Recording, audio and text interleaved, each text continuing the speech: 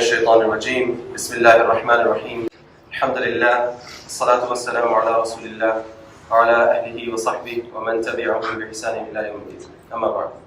My dear brothers and sisters in Islam, yesterday, alhamdulillah wa shukrillah, we embarked on a beautiful journey where we're going to dive deeply into prophetic etiquette, the prophetic character, and above all his adab and his akhlaq. And yesterday, I was trying to impress upon you that how some of our scholars, they would actually prioritize learning adab before you formally study ilm. And rightfully so, because you want a fertile soil in which to plant the seeds. Otherwise, you're not going to get the fruits that you're looking for. And Ali radiallahu anhu used to say, commenting on the verse of the Quran, where Allah says, Ya ayyuhal ladhina amanu, qu anfusakum wa ahlikum nar. That, O you who believe, protect yourselves and your families from the fire. Ali radiallahu anhu says this protection that Allah is talking about is actually referring to addibuhum thumma allimuhum. That this protection that Allah is asking for yourselves and your family is that you learn manners and that you teach adab to your kids, then you teach them knowledge on top. Because this potent combination of adab plus ilm is the greatest insurance policy you have on the Day of Judgment. It is, if I can have a play on words, this is the greatest fire extinguisher you have on the Day of Judgment. Adab plus ilm. And my dear brothers and sisters, I tell you, alhamdulillah, Allah has given me the opportunity to teach for the last 10 years. I've seen it with my own eyes. Parents who have invested in the adab and tarbiyah of their children, their attitude is so much better. And when attitude is everything when it comes to learning, they're more pleasant, they're coachable, they're teachable, they're emotionally healthy and optimistic. And you can essentially teach them anything because the ground is fertile. Anything will grow. And kids who have not learned manners, Allah teaching them is like pulling teeth. And you'll have the greatest lesson plan.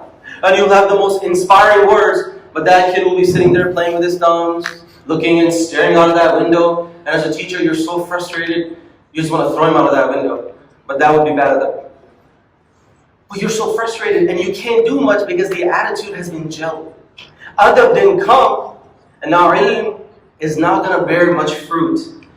And subhanAllah, I tell you, this is just the students, even people who become or start to become religious without adab. What starts to happen is that oftentimes they will grow in religiosity, but they won't grow in politeness. It happens. One of my teachers was sharing with me that in Chicago, the masjid was hosting a big iftar during the month of Ramadan. So what happened is that, you know how the iftar parties go. People broke, the Maghrib prayer occurred. And now after the Maghrib prayer is over, everybody's about to head down so they can join the iftar party. So now what uncles do over there is that they will come to the front row and they'll start putting their prayer rugs because they want to reserve their spot for Taraweeh. And now, they put their prayer rugs, they go downstairs, some other uncles will come, they'll put their Quran stand, and they'll put their tasbih. Everybody's trying to reserve their spots, and they will start bending the prayer rugs in half so they can squeeze in as much reservation as possible. And now comes the Isha prayer time. Taraweeh is upon us. And now all these uncles return, sipping their kahwa and tea and their mango lassis, and now they're coming. And now there's a rude awakening because there are more reservations and there is space. And what happens? Right before the Taraweeh prayer and Isha prayer, arguments break out. Fight breaks out in the masjid. And the Imam is watching the whole scene go down. And then he got up on the mic and he's like, you're going to meet Allah like this? You just got them cussing each other's families and siblings and stuff. Is this how you want to enter your prayer now? And if this seems like a crazy story, have you not seen in our own masjid 5 minutes before Isha prayer, some explosion occurred? Maybe carpet wasn't straight, or chairs weren't properly straight, and somebody lost it. Is this how we want to meet Allah? So sometimes religiosity can occur, and adab can be on the back burner. That's not what we want. I have people come to me after khutbah, and they be like, oh, Brother Amir, mashallah, very nice speech. Very, very nice speech. I wish my wife could have heard it. The ilm is for you. It takes adab and humility that you become the sponge first before you're always directing or channeling your ilm to somebody else. So, my dear brothers and sisters, we're starting a blessed book in our journey of adab, known as Al-Adab Al-Mufrad. This is a famous book by Imam Al-Bukhari, rahimahullah. The translation of the word Al-Adab Al-Mufrad is two ways to translate this. The first is, you can translate it as Kitabul Adabil Mufradu. Well, Al-Mufrad is the sifa of kitab, where the translation becomes the separate book of adab. Now I have a question for y'all. If y'all can answer this, you can answer this. What does he mean by separate book of adab? What is he separating it from? Separate book of adab. What is he getting at? Any ideas? Any thoughts? Going once? Going twice? No one has the answer? Yes, Shaykh. I think it's the book that he did not wish to include the hadith in it in his Sahih. Very good, subhanakallah fi Shaykh. Because Imam Bukhari in his Sahih, the famous book, he already has a chapter of adab in there. But that has about 300 hadith. But there are other ahadith that don't necessarily meet the most strict conditions of Sahih al-Bukhari. He wanted to create a more expanded version.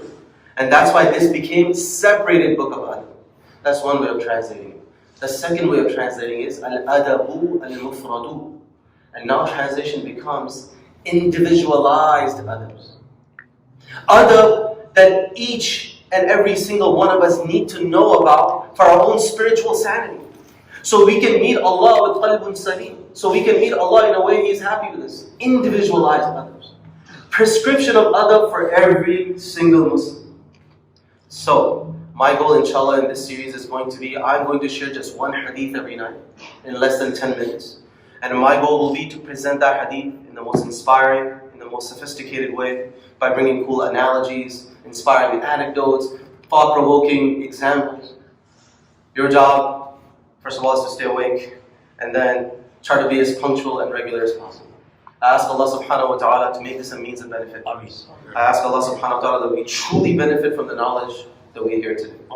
And that we keep hearing, inshallah, on a daily basis. بارك الله لي ولكم في القرآن المجيد ونفعني وإياكم من آياته وذكر الحكيم. السلام عليكم.